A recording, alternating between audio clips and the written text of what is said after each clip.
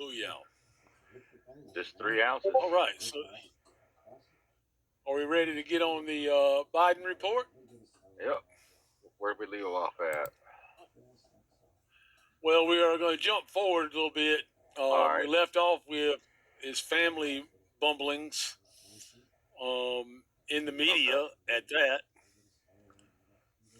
All But we're right. going to jump forward to the timeline. We're going to give everybody the timeline, okay? So pay close attention. With everything that we told you in the foregoing background in mind, this is a comprehensive timeline of the Biden laptop saga, okay?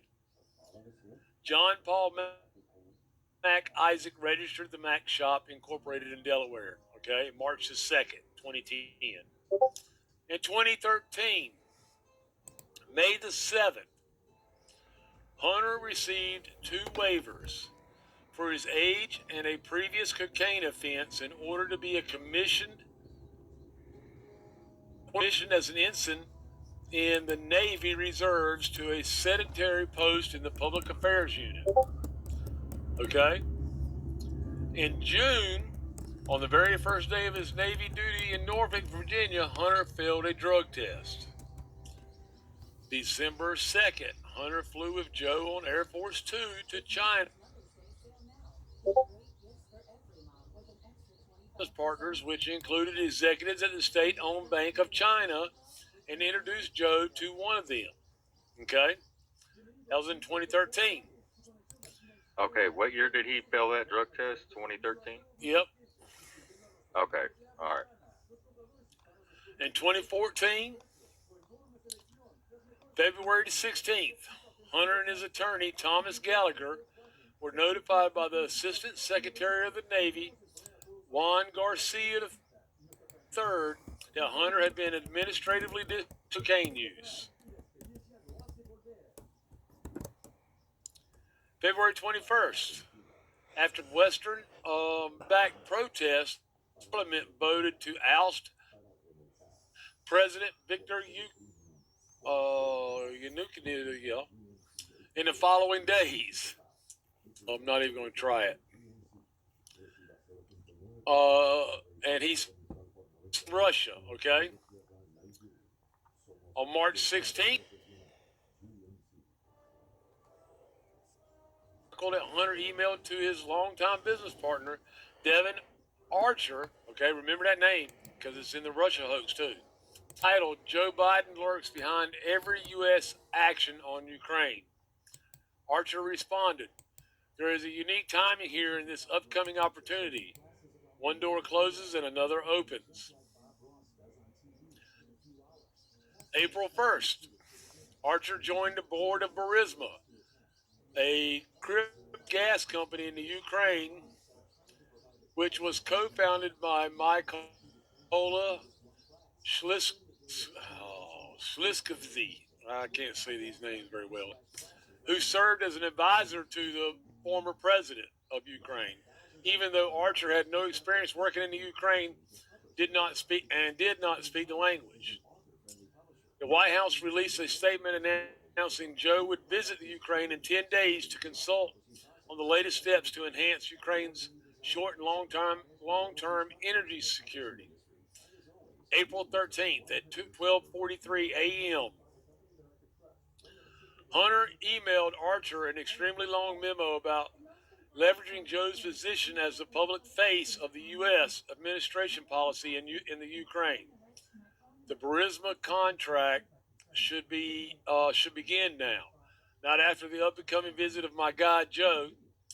Okay, that Burisma contract should include a retainer in the range of $25,000 per month, with additional fees where appropriate for more in-depth work to go to Boise Schiller Flexner LLP for our protection. All right. 16th, Archer visited Joe at the White House of his son's school project. Joined the board of Burisma, even though it had zero experience working or the Ukraine, not speak the language. Joe arriving during the transatlantic flight, Joe's staff briefed reporters about the U.S. plan to help Ukraine extract their unconventional gas resources for which Burisma held it for. Archer gave an interview, which was later posted on Blight, about how Archer knows the U.S. Secretary of State and Joe. Joe was reported as the public face of handling the Ukraine affair. April 20th, authorities of the United Kingdom froze $23 million from the London bank accounts of Zelensky's, one of Burisma's key owners. Burisma publicly announced that Hunter joined its board. Burisma posted a photo of Joe and Archer at the White House on their website. Joe's lawyer demanded that Burisma remove the photo. Eventually, Burisma complied with the demand. September 10th. This is all in the year of 2014. Archer committed one of his many FARA violations by advocating to U.S. officials at the U.S. Embassy in Kiev as an unregistered agent on behalf of Burisma, his foreign principal.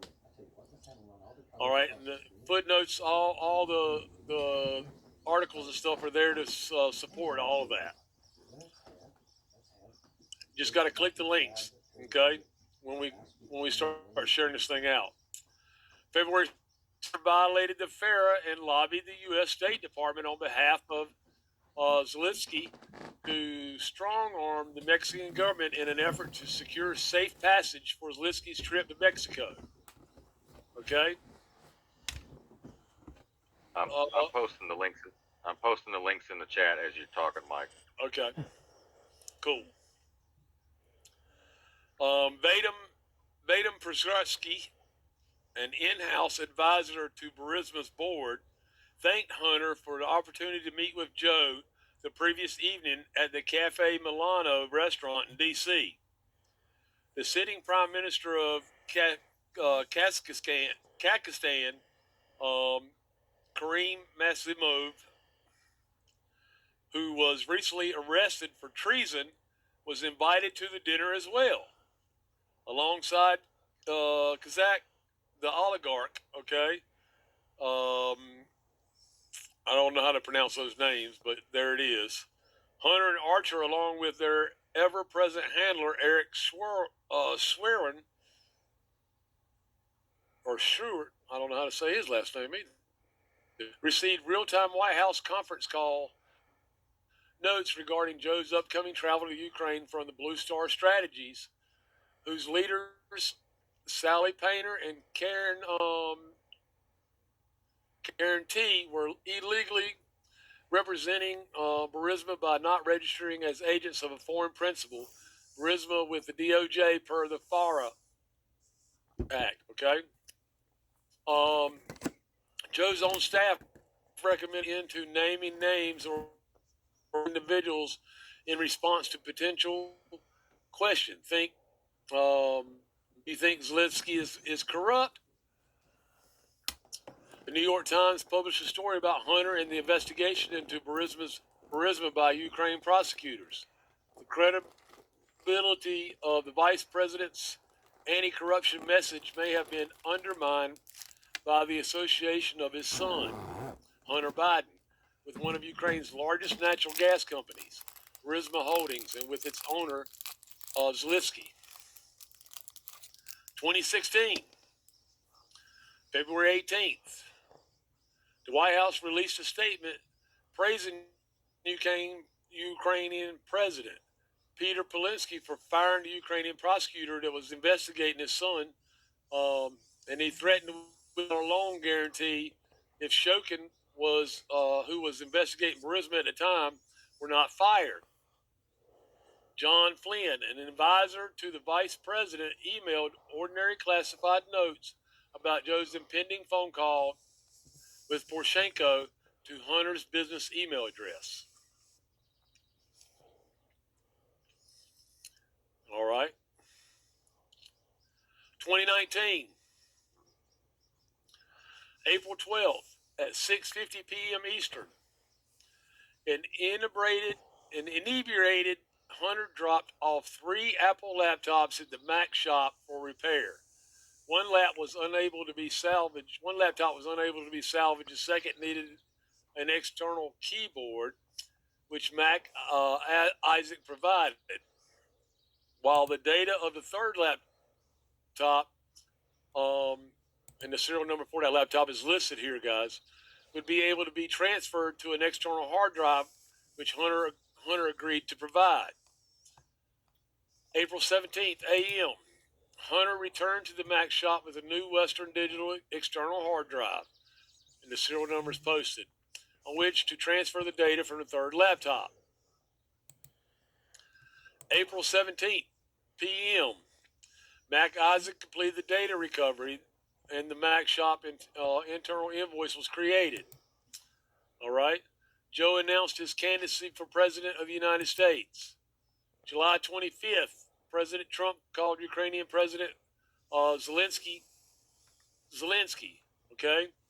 September 24th, Congresswoman Nancy Pelosi announced the commencement of a presidential impeachment inquiry into President Trump's call with Zelensky.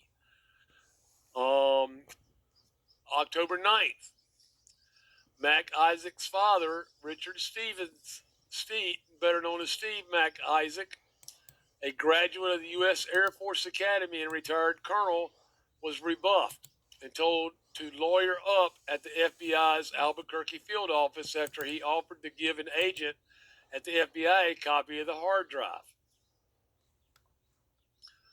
November 1, Agent Wilson called Steve to request contact information for his son. November 21st, Agent Wilson and his colleague, Agent Dislyak, went to Mac Isaac's home and spoke with him in his living room about the laptop. Agent Wilson asked Mac Isaac if he had seen any child pornography on the Biden laptop. Afterward, Agent Dick sent John Paul Mac Isaac a text message and requested a timeline of events leading up to the read FBI. December 9th, 9:52 a.m. Agent Dislyak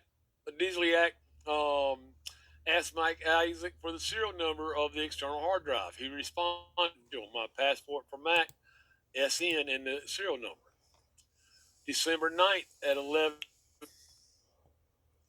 Eastern, Agents Wilson and Dislyak appeared at Mac Isaac's shop and handed him a subpoena for Hunter's laptop and the external hard drive that the laptop transferred onto.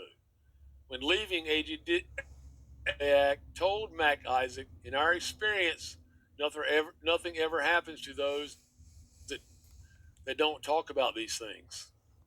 Mac was thrilled that the laptop was leaving his. He didn't hardly notice the odd instructions or the thinly veiled threat. Agent Dislyak had called Mac Isaac inexplicably needed a drive, indicating the drive was never sent to the FBI forensics lab near Quantico, Virginia. Hey, Mike, can you share the screen? Oh, yeah, my fault. That's all right.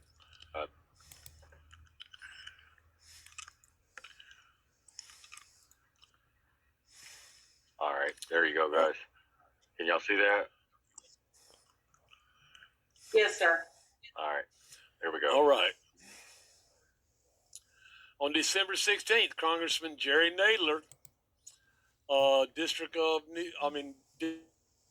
from New York, 10th District, released outlining the Democrats' case for impeaching President Trump, which relied on false information about an consensus regarding Shokin needing to be removed as Ukraine's prosecutor general. December 18th, President Trump was impeached by the U.S. House of Representatives. impeached but not removed, guys. That's an important note right there. February 5th, President Trump was acquitted on both impeachment counts by the U.S. Senate. February and March, after exasperating rebuffs, Steve MacIsaac spoke with a staff member for Senator Lindsey Graham about the laptop situation in the FBI slow walk. After ignoring Steve for a week, the staff member refused to cooperate with MacIsaac and did not follow up. 19th and 21st of May, John Paul MacIsaac's uncle, Ron Scott, who was also a retired Air Force colonel, sent a one-page summary email and fax to Judicial Watch about the laptop included a redacted copy of the subpoena. Scott received no response from Judicial Watch or its president, Tom Fitton. Scott sent a fax to the office of Senator Ron Johnson, Republican in Wisconsin, about the laptop and again included a redacted copy of the subpoena. Scott received no response from Senator Johnson's office. Democrat and Republican both guys are in it. If you see, that's what they're telling you right here. They're all involved in it. August 28th, MacIsaac sent Robert Bob Costello, an attorney in New York who counted Rudy Giuliani as a client, a copy of the hard drive.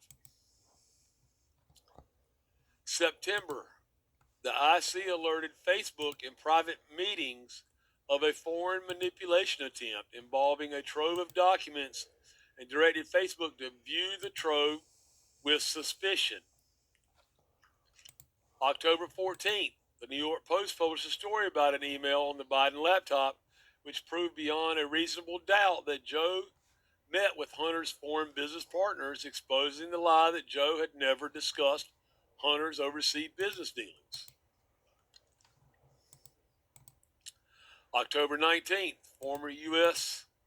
IC spooks released a statement on the Hunter Biden laptop emails. MacIsaac on November 2nd was forced to shut down in-person consultations at his repair shops due to the numerous threats that he had received. December 31st, MacIsaac, through his longtime business agent Lori Wardell, filed papers entitled Dissolution Short Form for the Mac Shop Incorporated, thereby closing his repair shop.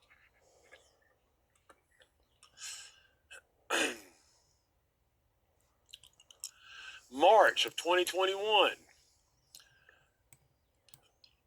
MacIsaac was forced to start a new laptop repair business, Johnny Mac's, near April 2nd. Hunter finally admitted after 6 months of repeated denials that the laptop MacIsaac repaired certainly could be authentic, but it also could have been Russian intelligence. Obama appointee Judge dismissed MacIsaac's defamation case in the SD Florida against Twitter with prejudice and ordered MacIsaac to pay Twitter's legal fees. November 4th, the FBI conducted a raid on the homes of Project Veritas in an effort to find incriminating evidence about their exposure of Ashley Biden's diary. November 6th, the FBI conducted yet another raid in the early morning with a battering ram on the apartment of James O'Keefe, the founder of Project Veritas, over Ashley's diary. 2022, January 30th, the New York Post published stories about a subpoena from the District of Delaware to J.P. Morgan that Marco Polo had received from a whistleblower the subpoena for the Biden's wire transfer from the Bank of China and was sent on 5/15/2019. February 1st, the editorial board of America's oldest newspaper called for a special counsel to be appointed to investigate Hunter, citing the subpoena that Marco Polo provided to the publication. Mac Isaac revealed that the IRS and an executive agency in Delaware harassed him. The New York Times grudgingly admitted that the Biden laptop was authentic. Marco Polo launched a keyword searchable database, BidenLaptopEmails.com, which contained more than 128,000 emails from the abandoned device. The New York Post reported that Marco Polo had gained access to a backup file of Hunter's iPhone XS and gave the serial number there, which was stored on the abandoned laptop. The invoice with Hunter's professionally corroborated signature for the repair, which Hunter never paid, can be seen below. Okay, the invoice from Mac Isaac's inventory tracking software was used as an exhibit in his unsuccessful defamation lawsuit against Twitter. All right. It goes on to tell you that after receiving a month, Isaac released 5 videos which provided more background. The transcripts of the 5 videos are in the endnotes section of this report. The aforementioned subpoena issued by Assistant U.S. Attorney for the District of Delaware, Leslie Wolf, which was signed by Agent Wilson, included the serial number Biden laptop, which matched the metadata on our copy of its hard drive, along with the serial number of the external hard drive onto the Mac Isaac copied the laptop data. All right. As was the case with his longtime business partner, convicted felon Devin Archer, graduated from Yale around the same time as Leslie Wolf. Leslie's husband, Daniel Wolf, just so happens to be a professor at the same school where Joe ran the Biden Center for Diplomacy and Global Engagement at the University of Pennsylvania. Leslie's husband teaches at the medical school, the university which controlled the funding and budget for the Biden Center. Received more than $22 million from anonymous Chinese donors. $15 million which came in just a 2-month span from March to May of 2018, thereby repeatedly and blatantly violating U.S. Code 1011F. The federal statute does not permit immunity to foreign donations over a $250,000 threshold. Okay, there, boom, money laundering. The final document exchanged between the FBI and Mac Isaac was a receipt form. The case confirmed the monitoring investigation was being conducted by the BAFO. Besides inadvertently misspelling the surname of Agent Wilson, the Twitter thread shown below from Adam Housley and 2 anonymous users turned out to be extremely precocious and thorough. If not but for Mac Isaac's coverage, the feds could have buried the Biden laptop under Rule 6, the grand jury secrecy guidelines from the Rules of Criminal Procedure. Okay, and there's the documentation for it all.